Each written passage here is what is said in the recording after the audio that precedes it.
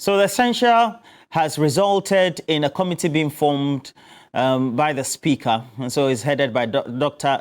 Dominic Ayeni, jointly also by Katie Hammond. And I know that spokesperson for government right here, Pagri Bwachidankwa, give us a heads up.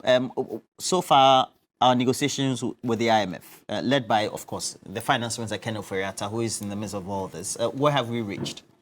So yes, we have advanced the conversations quite significantly with the IMF. We are expecting, like the president stated, that before the year goes to a close, the IMF negotiations should come to a close or a tail end of it. We are very confident as a government that beginning of 2023, precisely maybe by the first quarter, K1, we should get some disbursements made to the government account. Particularly last week, I was very concerned with the issues that were happening in Ghana, and I must commend the Speaker of Parliament for setting up the committee after the censorship the motion was moved on the floor of the House. The reason is that the Honorable Ken Ofori needs to be able to respond to the allegations that have been made. There were 7 key allegations that were brought before him, and I have sought to give responses to a sizable number of them. The first really is on the issue of conflict of interest and Eurobond and data bank and all of that. And I've stated very clearly that from 2014, when the SWAL John Dramani Mahama were in power, they asked data bank to be transaction advisors. And I separate the personhood of Ken Ofori from data bank. He resigned from data bank well over in 2008 to seek public service. And I think that the more we discourage people, or the way we hunt people who have come from private sector to serve for the common good in public service, might not be a good example. Now, there are close to about 7 transaction advisors from 2014. JP Morgan in the New York, Standard Chartered Bank, Stanbic Bank, Fidelity Bank, Ghana Commercial Bank, IC Securities, and Data Bank. And so I have said that from 2014, if the SWAL John Dramani Mahama saw the competence of Data Bank as an institution and added them to be part of transaction advisors for Eurobond in this country, juxtapose that to 2017, 2018, 2019, and 2020, 2021, and 2022, where people talk about conflict of interest because the Honorable Minister has become a finance minister. I do not think that there's a conflict of interest in that at all. Because yes, I mean, the Honorable Ken Ofori is part of the people that founded Data Bank. He has some shares in it, but it doesn't take away the fact that Data Bank is an institution that has its own right and integrity to represent the country when it comes to Eurobond. And then a few other things. I've sought to look at the roles of the finance minister as it relates to fiscal policy and revenue mobilization, and how in all of the years of this country, especially even in this Fourth Republic, and if I dare say I take it back as far back into 1983, we recorded a single digit, I mean, consistently from 2017, 2018, 2019, and then COVID-19 came in and all of that. Remarkably, I think that the Honorable Ken Ofori has done remarkably very well. I look forward to his defense with the committee that has been set up. I'm very certain that the committee would bring a report back to the floor of the House. They have 7 days to be able to do that. So we live in very interesting times. And then on the budget, I'm sure that the budget is going to be read very soon, as the Constitution demands, so that we can be able to know what to look out for in the 2023 year that we are coming into. So I have extreme confidence in the finance minister. I'm very certain that he will be able to recover the economy back. Within the challenges that we have, the finance minister will be able to recover the economy back. And the Ghanaian people should continually have their trust in him and confidence in him because he would deliver. On the corridors of government, the fact that we had over 85 MPs outstandingly organizing a press conference and saying that they have no confidence in him based on what their constituents are saying. Also, on the other side of the political aisle divide also coming with same, even though you said, well, there may be differences based on what the majority seem to think. That should send a certain signal, right? On the corridors of government, clearly, I think that has sent a very positive signal, in the sense that rather positive. Well, let me explain. In the sense that in the type of democracy that we practice in our political party, everyone has an opportunity to air their opinions. And you recall when these 88 MPs came forward, the president had a meeting with them at the Jubilee House, and then the party also had a meeting. So clearly, our structures have been involved in ensuring that we remain united, formidable, and very strong and very firm. And so I think that that was good for our democracy. But clearly, even when you listen to the spokesperson, they stated that they don't have an issue with the finance minister. He's done remarkably well in the first term. It's just primarily because of the challenges that are going on in globally, for which reason they're asking for him to step aside. And the finance minister stated that he is confident that in the midst of the global challenges, he would be able to turn this economy back. And I think that we need to just allow him to be able to do his work. All right. I'm trying to draw the consistency or how to sync the objective of what the majority wants, and then also what the perception or perhaps the position of government is based on what he's saying. That he feels that is a good thing for the finance minister, for the economy, and even for government, meaning that is also good for our democracy. But it cannot just be the same, right? Well, we are all united on the basis that the finance minister has failed. I am not aware of many people, surely not majority of my colleagues on the NPP side, on NDC side in Parliament, who have openly called for the removal of Mr. Honorable Ken Ofori Atta on the basis of his management or mismanagement of the economy. Mm-hmm. Indeed, the appointing authority, who is his uncle, is still holding on to that. And my colleagues have taken an entrenched position that he must go. They said it categorically that, for instance, they were told that by the 16th of this month, or earlier than that, they told you that. Well, they say it openly, and that he should not be the one to appear in Parliament to even present the budget.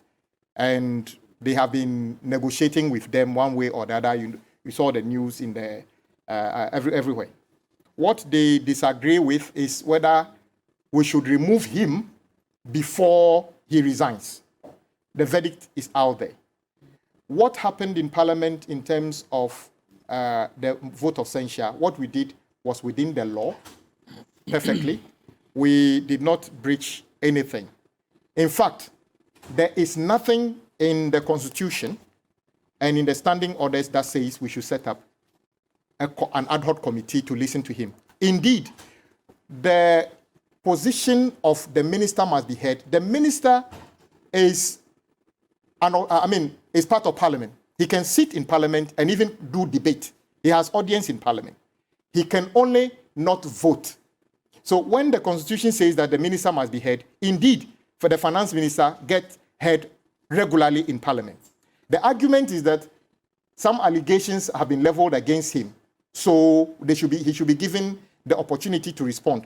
The only avenue in our Constitution is when the president is going to be removed because of a mental problem. And then the laws allow that he must come with a representative. Because if somebody is not sane or somebody is indisposed, even in court, ordinary court, the person should be able to come with somebody who can... We well understood that. But stretching it to say that the finance minister necessarily must be heard, it is alien to the Constitution and the standing order. There's nothing in this Constitution and standing orders. However, there's precedence that Parliament in the past, on similar occasions, set up ad hoc committees. So the discrepancy between what Honorable Muntaka was saying and what Speaker was saying is that Muntaka was right by saying that when he reads the Constitution and the standing orders, there's no clause that tells that we should set up a committee when a vote of censure is being passed on a minister. However, since there's precedence, Speaker says that since there's precedence, let's proceed on that route. So both of them are right. where we are right now, my brother, the removal, or it would have been good for the finance minister to voluntarily just leave, if not for his personal reason. He's not leaving. Take it that he's not leaving. Okay, so. to save the country, because you see, you resigned from Data Bank because of personal reasons. Data Bank is a private entity. In the past, you resigned because you couldn't manage your own entity. That's not true. Okay. He resigned because he wanted to serve the country. No, he resigned before becoming... Of course, yes. He resigned and joined public life to become a politician. Okay. You resigned and now you are managing a whole country and actually mismanaging the whole thing. And we are saying that I'll wait to see whether the MP, my colleagues, would do a retreat again and say that Mr. Ken Ofori should be able to present this. But my brother, the issue about conflict of interest has nothing to do with competence. It is just got to do with the fact that if Kwame Agboja is the Minister of Finance, my wife or my girlfriend or my mother or my sister or my brother shouldn't be the one winning colossal contract at the same ministry where I take the decision. What did you hear him? He said that even before... Was he the finance minister? The start of the administration. Was he the finance minister under the NDC? Data Bank was... Was he... Who are the beneficial owners of Data Bank? Does Mr. Ken Ofori wears white, come to parliament, preaches even before he delivers the budget? He should put his hand on his chest and say that he's not a beneficial owner of Data Bank. So we are not talking about Data Bank as an entity not qualified to do book running. But when you have a situation when Mr. Ken Ofori and Mr. Odubuahi consistently benefit through entities related to them when they go and borrow. So they're binging on borrowing because the more they borrow, the more money they get. Fidelity Bank does not belong to Ken Ofori. Who is complaining about Fidelity Ghana Bank? Commercial Bank does not belong to Ken Ofori. Listen, Fidelity Bank. IC Securities does not belong to Ken Ofori. Is anybody complaining about Fidelity Bank manager? Standard Chartered Bank does not belong to Ken Ofori. Manager, a member of your government. Bank does not belong to Ken Ofori. Is Stanbic Bank manager a member of your government? JP Morgan does not belong to Ken Ofori. Is JP Morgan the managing director a member of your government? So I think that the over-excessiveness on Data Bank is neither here nor there. Let's separate the issues very well. The Public Procurement Act is quite clear. If you are the decision maker in things, you shouldn't be the one benefiting. In fact, it's common law. When the Honorable Ken Ofori came in 2017 to become finance minister, Data Bank had already been transaction advisors. So it is important for him to disassociate. He is following due processes. Okay, for me, I'm happy that the MPP is saying that they are not denying the fact that he's benefiting. They are only saying that he's not breaking the law. That is what not benefiting. That is what the Honorable Ken Ofori is not benefiting in any way. He's making millions. He is not benefiting in any way. He's making millions. He is not benefiting. The Honorable Ken Ofori is not benefiting in any way. Why wouldn't Mr. Ken Ofori be looking for an opportunity, the next opportunity to borrow money? He should be looking to borrow money because the more he borrows, the more he benefits personally. Governs Kwame Agboja, Member of Parliament for Adaklu. Thank you for passing through the studio today. And then also... It means I didn't come back again or something like that. Oh, today. Only today. We'll come again. You and I. Palgraves Boache Dankwaya is a spokesperson for government. Thank you for passing through the studio. We'll keep in touch after the end of the episode. And I'll send you some plantains. Oh, please do. I'll take them gladly. I'll bring you cocoa. Oh, I'll take them. And then please make sure you join us because as far as we're related, we will want you also to have some great conversations as you join us on social media. Go look out for TV3 Ghana with the hashtag TV3Newday. As you do that, I have a couple of messages, and this one is coming from Chris from Ashalibuch. He says, the MPP government has taken us back to the late 70s. Nothing is working, and civil servants have to queue for common plantain. Ghana is in the hands of clueless folks.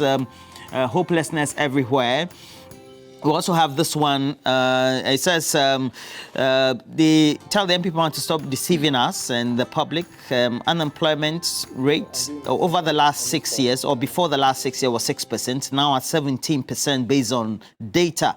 What is he talking about? But make sure that you join us for business news today with 3 Business. They will be looking at investors moving away from the one-year treasury bill of government, and we'll tell you why and the implication. We'll also begin a review of the 2023 budget. We'll also bring you an update on the performance of the city. Business news Also, we'll be on the news at midday live, 7 p.m. and also more detailed analysis at 4:30 p.m. But we do have the soft live promo for 2022, and it's to tell you why you need to book from now to the 15th of December 2022. Stay for one night and get the second night for free in the standard room with free airport pickups on weekends. And all you need to do is to just pay 4,200 Ghana cedis for 2 persons, if you're a person, or one, 2,750 Ghana cedis. The packages all include meals, breakfast, lunch, and dinner, free airport pickup service from Friday to Sunday, 10% discount on spa services, free upgrade from standard room to standard sea view room from Monday to Thursday, all subject to availability. As you also catch a movie at the cinema, enjoying the swimming pool alongside the gym, snooker, and volleyball. Upgrade of room available on request at a fee. And as you all know, with some of these promotion terms and conditions will always apply. Just in case you want to contact Mahat Beach Resort through the telephone lines, you can do that through 050-157-064 and then also 030-3977-773 for more details and reservation. You can also email them. We're talking about sm@maharesorts.com/reservations. We're taking a break. We'll be right back with more.